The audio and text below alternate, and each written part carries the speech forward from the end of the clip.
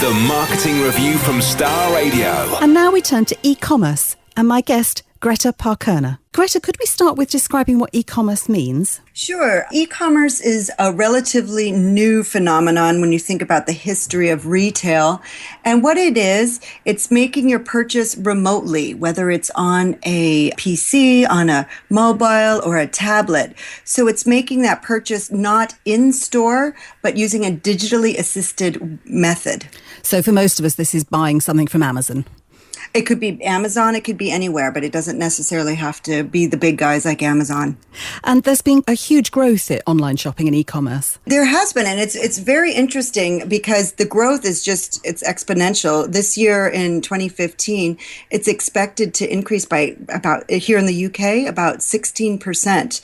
And that's a massive number when you think that at the same time, in-store sales are predicted to drop, and they're going to go down by, about 1.5%. And all this is according to, e-consultancy. So we're seeing a massive rise in the commerce while we're seeing sort of the brick and mortar going down, the in-store, same-store sales reducing. But saying that, though, it's important to remember that online sales, it's unfair to say one's going up by a certain percent and one's going down because you can't really compare them like for like, because online sales, they only really make up about 15% of total retail sales. So there's still a long way to go in terms of matching it, online and offline sales. I think that would surprise a lot of people that online sales is still only 15% of the marketplace. It is. It's incredible. It's not as big as you would think.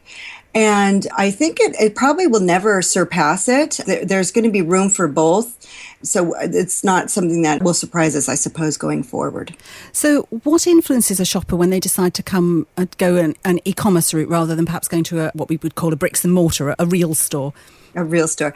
Well, it's interesting what's happening today is retailers are really beginning to panic a bit because they realized, oh my goodness, I can no longer just put out a marketing ad or run some sort of promotion and have a captive audience of a shopper. The retailers, the brick and mortars have sort of lost that control over influencing the shopper. And what's happened is there's been a whole surge of new influencers coming in and really helping us make our purchasing decisions, inspiring us, leading us down certain paths, helping us buy things perhaps at a discount, so forth and so on. So there's a lot of influencers out there. I'd like to tell you a bit about a few of them, if that's okay. So today's influencers are people, for example, social media. The great Facebook and all these social media sites are actually playing a really, really important part of influencing shoppers. It could be just friends going online saying what they've purchased, and we tend to believe and give more weight to what perhaps a friend or a family says. So it's not just social media and friends and families, but there's actually websites, some of them being affiliate websites, that have taken this concept of social media influencing shopping and taken it sort of a next step. One of my favorite ones is this company called wearitherway.com. And what it is, it's designed to help men shop. So what they do is they submit their lists on Facebook to their friends or just to the website.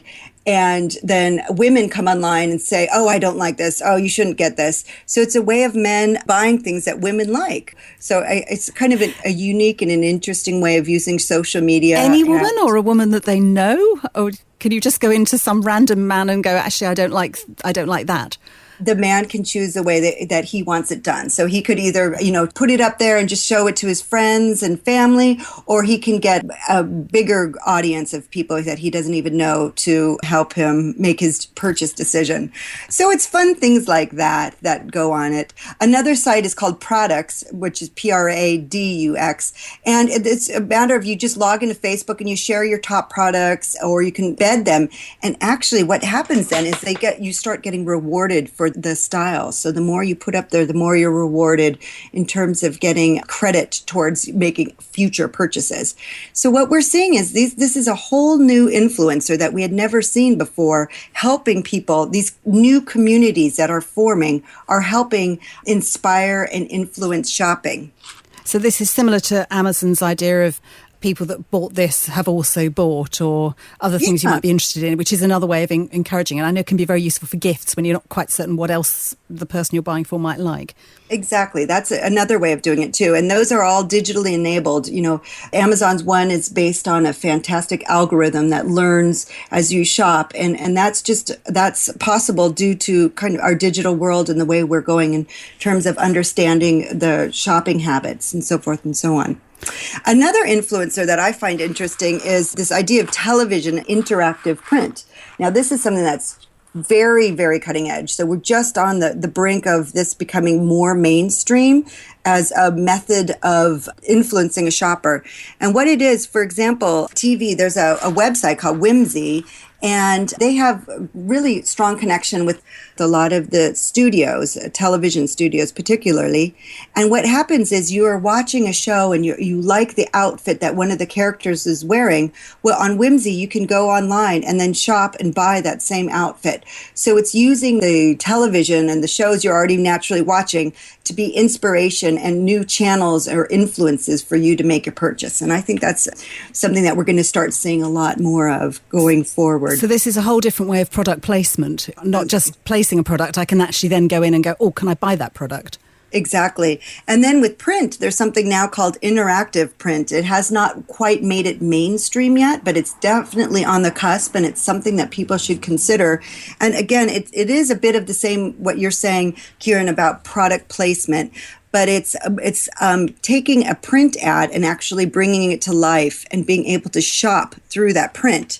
And what it is being able to buy something you've seen in a magazine or on an advertisement in the physical print, because what has happened in the printing is one of the layers in there is the QRC codes. So once you take a picture of it, that will then take you to a digital site where you can then make the purchase. So it's kind of bridging, I suppose, that offline to the online world using the print and the layering that goes on it. Sorry, would you actually see a QR code, or is the QR code? It's embedded in it. These interactive printing companies are very small right now, and they're just trying to figure out how the best way to monetize this technology that's come out.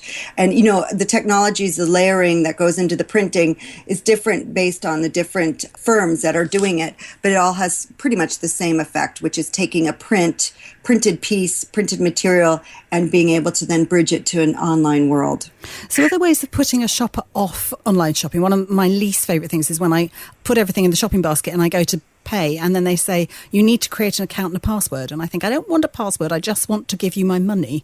I mean, is that a no-no? Why do people do that? That is a no-no. That's called not doing very good user experiences. And they're trying to do it to make it easier for you. But if you want to just do your shopping and not have your data being given to them, you look at this and it's a barrier. As a retailer, you should try to put in as few barriers online as possible to make that purchase happen. You want to facilitate that shopping. So while they're trying to do it to improve future shopping, it does turn you off, and the chance of you not actually going through and abandoning that cart is higher when you have that. And are there other things that you can do that might put off a customer? Other things that you could put off a customer? Well, if you say something's available and it actually isn't, that happens a lot. That happens sometimes in the affiliate space. You're promoting a product, and then the next thing you know, you link through to the actual website, and the product's no longer there. And so it loses a bit of confidence for the shopper in the ability to buy that if it's actually not there. And that comes down to a lot, though, of the operational side of the retailer, having the products where in the correct sizes and available. Yes, this is one of the sort of distribution elements of the marketing mix that we have talked about on the show before, but it's quite important that if somebody wants to buy the product, you've got it there to sell them. Exactly. And something that is happening right now is retailers are really struggling with this concept of what they call the omnichannel, the online-offline world, which, again, the distribution and the operational side of it impacts. Because if you're purchasing online but you want to pick up in store, then that's a whole new level of inventory management and kind of back office functionality that retailers are needing to have these days. And so for some of them, it's a whole new game changer, this online-offline world and the blurring of the two. Excellent. Now, you mentioned affiliate marketing earlier. So what's that? It's allowing a third party, or what would be considered called an affiliate, allowing them to, if you're a retailer, to promote your brand. In exchange, then they get a percentage of the sale that is made through their marketing activities. So it's a pre-approved third-party affiliate that they're called, who does promotional activities. There's a wide variety of what kinds of affiliates are out there.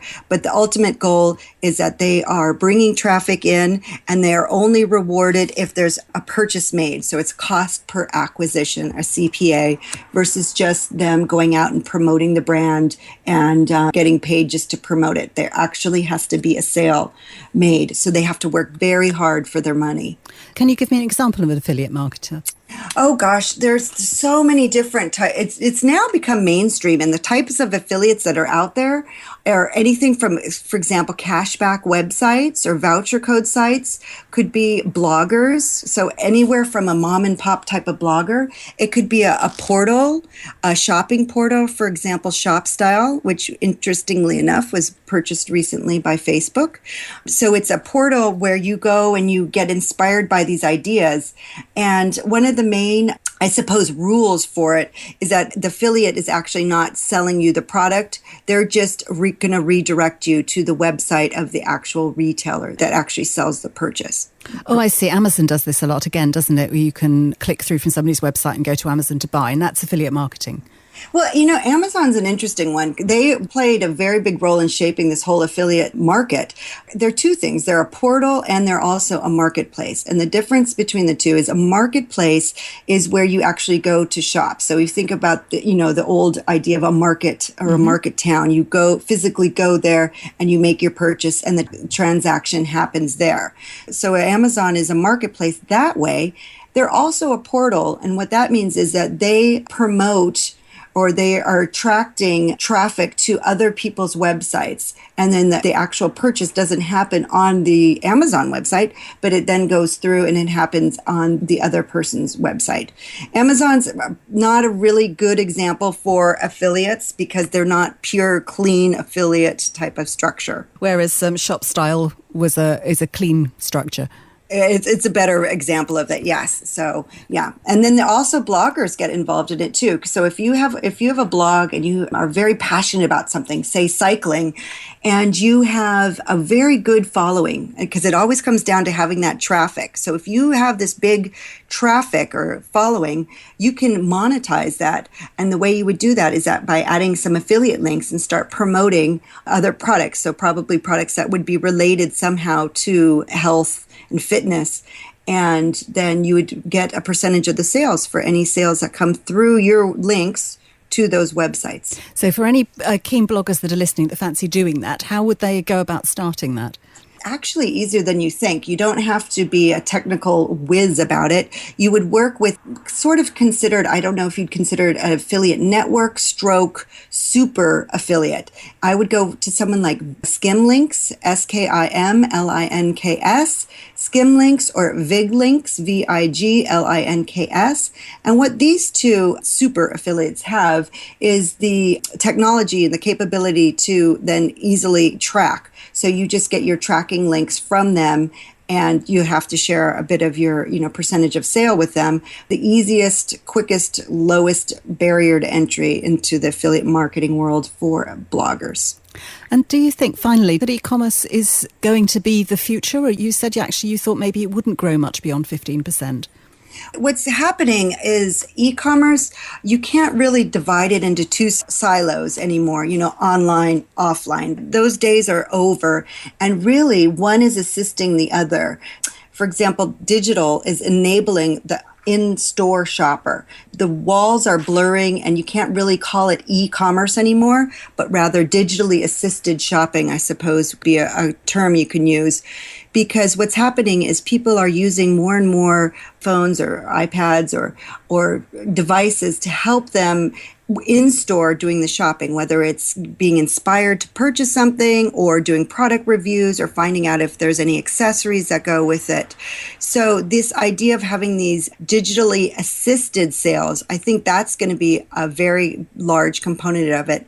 And in fact, right now in the US, this whole concept of a digitally influenced sale, So a sale that's made in store but influenced by some sort of digital interaction, whether it's in the store or beforehand, it was about a 1.7 trillion US dollars. Where compared to that, e-commerce sales was 300 billion. So this digitally assisted sales are about 6 times the size of just pure e-commerce sales. So I don't think either of them are going away, but the lines between the two are going to continue to blur, and one's going to influence the other. And it'll be difficult to uniquely attribute a sale to whether it's online or offline, because it's probably a mix of all. Greta Paa-Kerner, thank you so much for your insight into the world of e-commerce and digitally assisted buying. Thank you. Oh, you're welcome. Thank you. The Marketing Review with Cambridge Marketing Colleges. Visit marketingcollege.com to see our courses. And that's it for this week's show. You can hear past shows at starradioonline.com, the Marketing Review website, or on iTunes. If you'd like to get in touch with me, please do so via the Marketing Review's Facebook page or on Twitter at CMC Points of View. I'm Kieran Kapoor. Thank you for listening, and I'll catch you again next week. The Marketing Review with Cambridge Marketing Colleges. Visit marketingcollege.com to see our courses. Subscribe to the Marketing Review for free on iTunes or listen on demand at starradioonline.com. We hope you enjoyed this Star Radio podcast. You can find more Star Talk shows, including The Property Show, The Marketing Review, and The Business Hub by going to starradioonline.com and clicking on demand.